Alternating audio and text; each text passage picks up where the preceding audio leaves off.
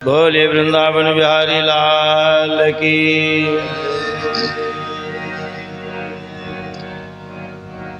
हम लोग श्री सत्यनारायण व्रत कथा के तृतीय अध्याय में प्रवेश कर रहे हैं।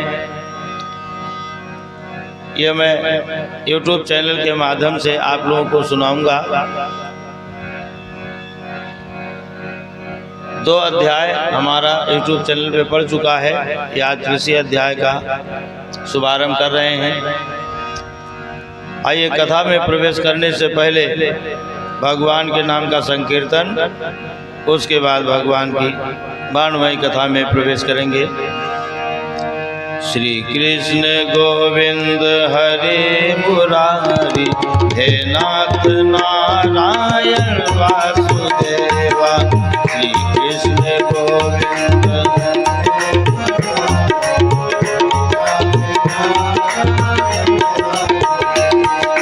हे नाथ नारायण वासुदेवा, हे नाथ नारायण वासुदेवा, हे नाथ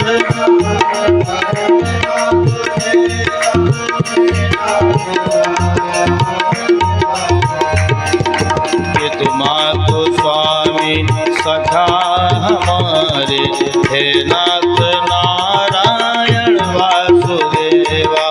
ये तुम्हारो स्वामी सखा हमारे, हे नाथ श्री कृष्ण गोविंद हरे मुरारी, हे नाथ नारायण वासुदेवा। श्री कृष्ण गोविंद हरे मुरारी।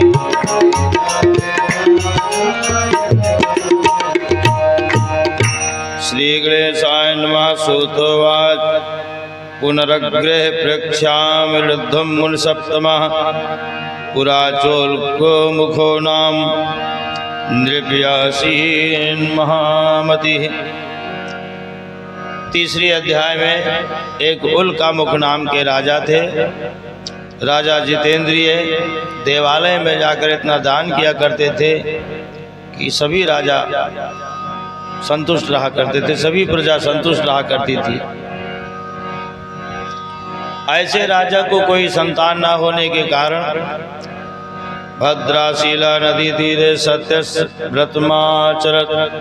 भद्राशिला नदी के तट पर राजा और रानी दोनों मिलकर के भगवान श्री सत्यनारायण का पूजन कर रहे थे। उसी समय एक साधु बनिया व्यापार के लिए जा रहा था। नौका पे बहुत सा धन लेकर के व्यापार के लिए जा रहा था। उसने राजा को पूजन करते हुए देखा।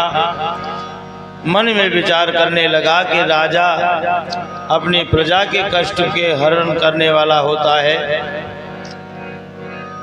आज राजा को कौन सी विपत्ति आ पड़ी जो भगवान का पूजन कर रहे हैं। साधु बनिया नौका को नदी के तट पर खड़ी कर उसी जगह जाकर बैठ गया जहां राजा रानी के समेत भगवान का पूजन कर रहे थे। पूजन संपन्न हुआ, प्रसाद वितरण हुआ। प्रसाद लेकर के विनम्र भाव में साधु बनिया ने राजा से प्रश्न किया कि हे राजन, आप किसका पूजन कर रहे हैं और किस लिए कर रहे हैं, मैं जानना चाहता हूँ। तो राजा कहते हैं, पति बिन सोनी मांग, पुत्र बिना घर है सोना। दो मुक्ति के मार्ग पर, दो बिना दुख है दूना। इस व्रत के प्रताप से वंशहीन सुत पाए। निर्धन धन पावे तथा रंग राव हो जाए। राजा ने कहा कि हे साधु, मेरे पास राज संपदा तो बहुत है, परंतु पुत्र नहीं है। पुत्र के इच्छा के कारण मैं भगवान श्री सत्यनारायण का पूजन कर रहा हूँ। ये ऐसे दयालु प्रभु हैं कि मनवांछित फल प्रदान करते हैं। साधु बनिया ने कहा कि हे राजन, मेरे भी कोई संतान नहीं है, मैं भी अपने घर जाकर के भगवान का पूजन करूंगा, मुझे भी पूरा विधान बतलाइए। राजा ने पूरा विधान बतलाया। साधु बनिया व्यापार से निवृत्त होकर जब अपने घर वापस गया, अपनी लीलावती, अपनी प्रिय लीलावती से कहने लगा कि हे प्रिय, एक उल्कामुख नाम के मुखारबिंद से व्रत सुन करके आया हूँ जो पुत्र देने वाला है। लीलावती ने कहा, हे स्वामी, ये तो बड़ा उत्तम विचार है, कल प्रातः काल ही इस व्रत को किया जाए, क्योंकि हमारे बाबा कबीरदास जी कहते हैं, काल करे सो आज कर, आज करे सो अब, पल में परलय होगे, बहुरी करोगे कब। साधु बनिया ने कहा, है प्रिय, जब संतान होगी तब भगवान का पूजन किया जाएगा। लीलावती ने कहा, क्या संतान से बढ़कर के धन मूल्यवान है? तो साधु बनिया ने कहा, नहीं, टका धर्मा टका कर्मा टका ही परमं तपः, यस्य गेहे टका नासति हा टका टक टकायते। बिना पैसे का न तो मैं कोई कर्म कर सकता हूँ, ना कोई धर्म कर सकता हूँ, न पूजन सामग्री मुझे मिल सकती है, न मैं बंधु बांधवों को बुला करके उनके लिए प्रसाद एकत्रित कर सकता हूँ। इसलिए हे प्रिय, पहले मुझे कुछ धन कमाने दो, उसके बाद मैं भगवान का पूजन करूँगा। इस प्रकार का वचन सुनकर स्त्री लीलावती चुप हो गई। भगवान के प्रसाद को ग्रहण किया, जिसके प्रभाव से 10 मास पश्चात उसके गर्भ से एक अत्यंत सुंदर कन्या ने जन्म लिया। वो इस प्रकार से बढ़ने लगी जिस प्रकार से शुक्ल पक्ष का चंद्रमा बढ़ता है। नित्य कला कला बढ़ने के कारण उसका नाम कलावती पड़ गया। एक दिन अपने स्वामी से लीलावती ने कहा, हे स्वामी, आपने संकल्प लिया था कि संतान होगी तो मैं भगवान का पूजन करूंगा। संतान तो प्राप्त हो चुकी है, क्या वो पूजन नहीं करोगे? साधु बनिया ने कहा, हे प्रिय, इस कन्या के बरही छठी इत्यादि में बहुत सा धन खर्च हो चुका है, अब इसके विवाह के समय भगवान का पूजन करूंगा। धीरे धीरे कला कला बढ़ती हुई कलावती कन्या अल्पकाल में ही पिता के घर से आनी हो गई। एक दिन अपनी सहेलियों के साथ नगर में घूमती हुई कलावती कन्या को देखा। मन में विचार किया कि मेरी कन्या विवाह की योग्य हो गई है। अपने दूतों को भेजा कि जाओ हमारे कन्या के लिए सुंदर श्रेष्ठ वर खोज करके लाओ। दूत लोग कंचनपुर नगर को गए, एक वैश्य पुत्र को देखा। उसके पिता का बहुत बड़ा व्यापार था, उसी के साथ विधि विधान से अपनी कन्या का विवाह कर दिया। तत्पश्चात दामाद को साथ लेकर के व्यापार के लिए चल दिया। रत्नसारपुर नगरे रंभे, रत्नसारपुर नगर पहुंचकर दामाद के साथ व्यापार करने लगा। भगवान रुष्ट हो गए और रुष्ट होकर के एक ऐसा उपाय किया कि वहाँ के राजा थे राजा चंद्रकेतु। एक दिन 2 चोर राजा के यहाँ धन चुरा कर भागे। चोरों के पीछे सिपाही लग गए। चोरों ने देखा कि मैं पकड़ा जाऊंगा, तो जहाँ पर साधु बनिया दामाद के साथ सोया था वहीं पर धन रख करके भाग गए। और सिपाहियों ने उन्हीं को चोर समझकर राजा के समीप ले आए। भगवान की माया के कारण राजा ने कोई भी बात साधु बनिया की नहीं सुनी। दृढ़ बांधकर महादुर्ग कारागार में डाल दिया। यहाँ तो साधु बनिया के साथ ये हाल हुआ। उसी रात्रि में साधु बनिया के घर में चोरी करवाई भगवान ने, और वो भी ऐसी चोरी जो कि माता और पुत्री के शरीर में जो वस्त्र था वही बचा, बाकी सब कुछ चोर उठा ले गए। एक दो दिन किसी तरह से व्यतीत हुआ। अंत में घर घर में भिक्षा मांगने लगी। और किस प्रकार का हाल हुआ। धन धनहीन फटे चिथड़े कपड़े लिपटा अति भूख को पीड़ित दीना। धनहीन फटे चिथड़े कपड़े लिपटा अति भूख फिरती इतते उतते कपि चंचल फिरती इतते उतते मान बिना अरु चित मलिना। मान बिना अरु जनकी सुनती फटकार तथा सहती अपना उर ताप कुलेना। अपनी गति है बची तात सदा मन सोचत क्यों विधि ने सुख जीना। अपने मन में पछता रही है, सोच रही है, विचार कर रही है कि मेरे पास सब कुछ था, फिर भगवान ने क्यों छीन लिया। यही सोचते हुए सायंकाल के समय एक ब्राह्मण के यहाँ भिक्षा के लिए गई।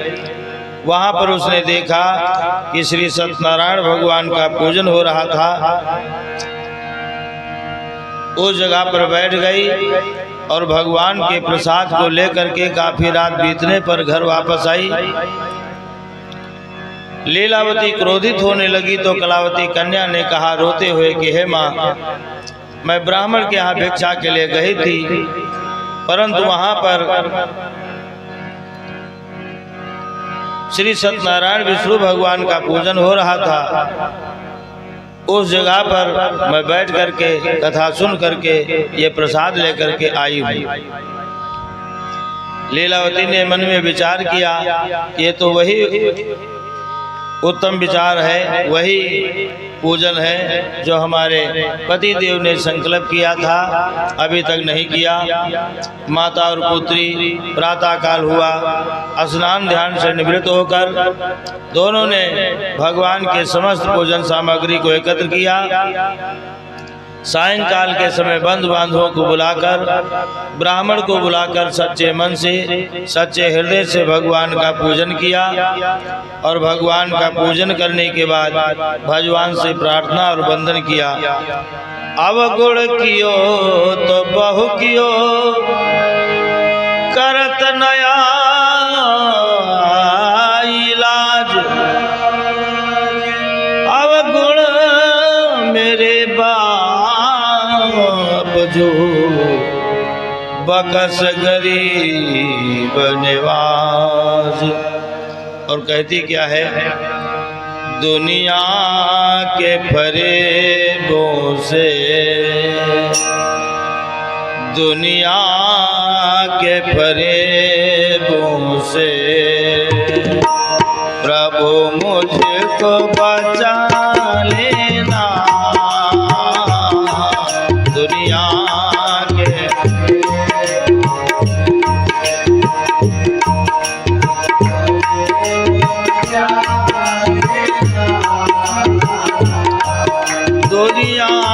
के फरेबों से प्रभु मुझको बचा लेना। दुनिया के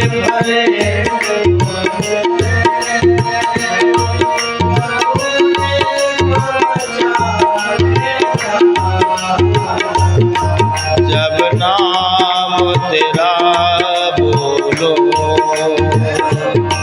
जब नाम तेरा बोलो, जग से उठा लेना जब नाम तेरा इस जग से दुनिया के भरे लोगों से प्रभु मुझे को बचा लेना दुनिया के भरे लोगों से। इस प्रकार से भजन पूजन से भगवान प्रसन्न हुए। उसी रात्रि में राजा चंद्रकेतु को स्वप्न में कहा कि हे राजन, कल प्रातः काल दोनों बनिया को कारागार से मुक्त कर दो। यदि ऐसा आप नहीं करोगे तो हम तुम्हारे राज्य सहित, तुम्हारे पुत्र सहित तुम्हारे धन को नष्ट कर दूंगा। रात्रि का देखा हुआ स्वप्न जब राजा सभा में आए, अपने ज्योतिषियों से कहा। ज्योतिषियों ने विचार करके कहा कि हे राजन, स्वप्न सत्य प्रतीत हो रहा है, अर्थात दोनों बनिया को कारागार से मुक्त कर देना चाहिए। ज्योतिषियों की बात मानकर राजा ने दूतों को आदेश दिया, दोनों बनिया को कारागार से मुक्त कराए। दोनों ने स्नान ध्यान किया। राजा ने सुंदर आभूषण दिया, सुंदर आभूषण पहन लिए। उसके बाद जो धन ले लिया था उसका दूना धन दे करके और बड़े प्रेम से कहा, आपको कोई भय नहीं है, निर्भय हो जाओ और अब आप अपने नगर के लिए प्रस्थान करें। तो जब साधु बनिया अपने नगर के लिए प्रस्थान करता है तो भगवान का भजन करता है। कहता क्या है?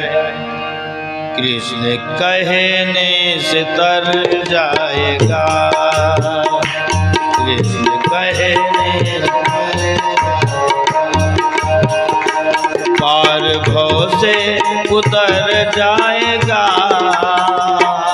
पार भव से कृष्ण कहने से तर जाएगा, कृष्ण कहने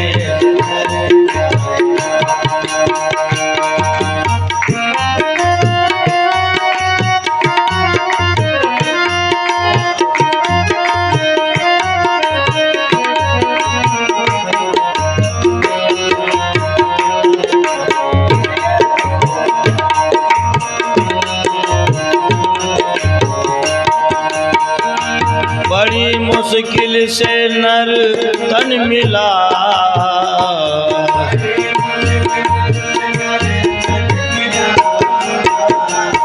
बड़ी मुश्किल से नर तन मिला, बड़ी मुश्किल से बड़ी मुश्किल से नर तन मिला। क्या पता फिर किधर जाएगा, क्या पता पार भव से उतर जाएगा, पार भव से कृष्ण कहने से तर जाएगा, कृष्ण कहने से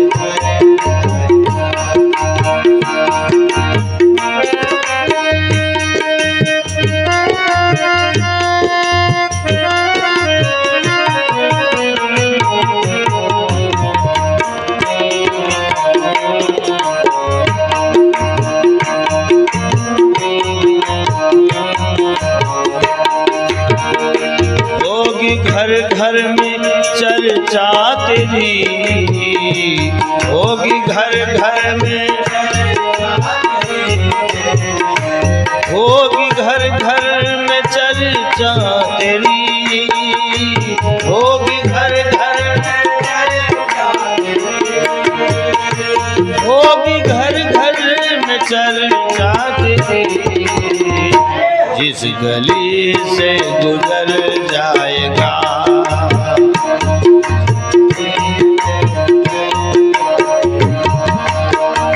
पार भव से उतर जाएगा, पार भव कृष्ण कहने से तर जाएगा, कृष्ण कहने से तर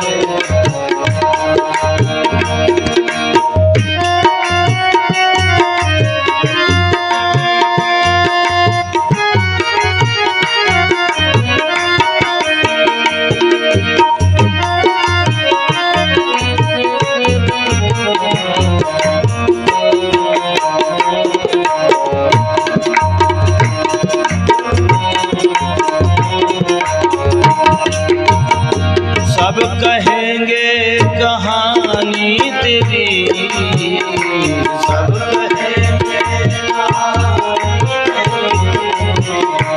सब कहेंगे कहानी तेरी,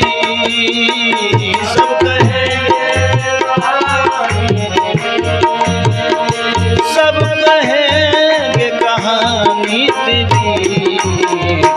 काम ऐसा जो कर जाएगा, काम ऐसा जो कर, पार भव से उतर जाएगा, पार भव से कृष्ण कहने से तर जाएगा, कृष्ण कहने से तर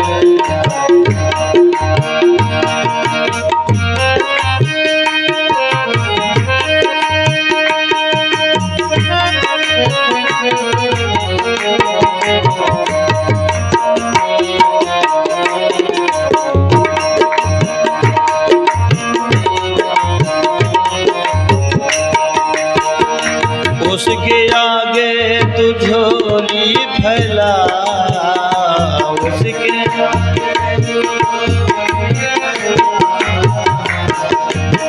मांगो उसी से और कहे ना इसीलिए कहना है। उसके आगे तू झोली फैला, उसके आगे, उसके आगे तू झोली फैला, उसके आगे,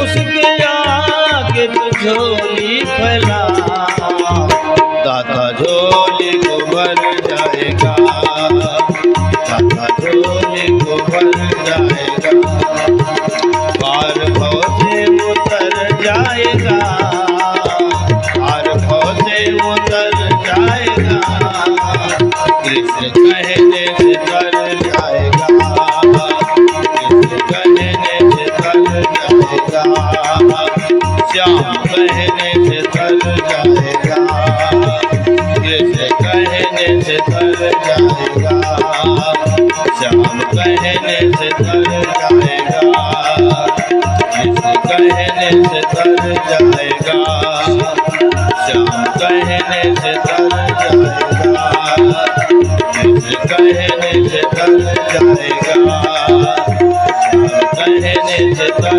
जाएगा।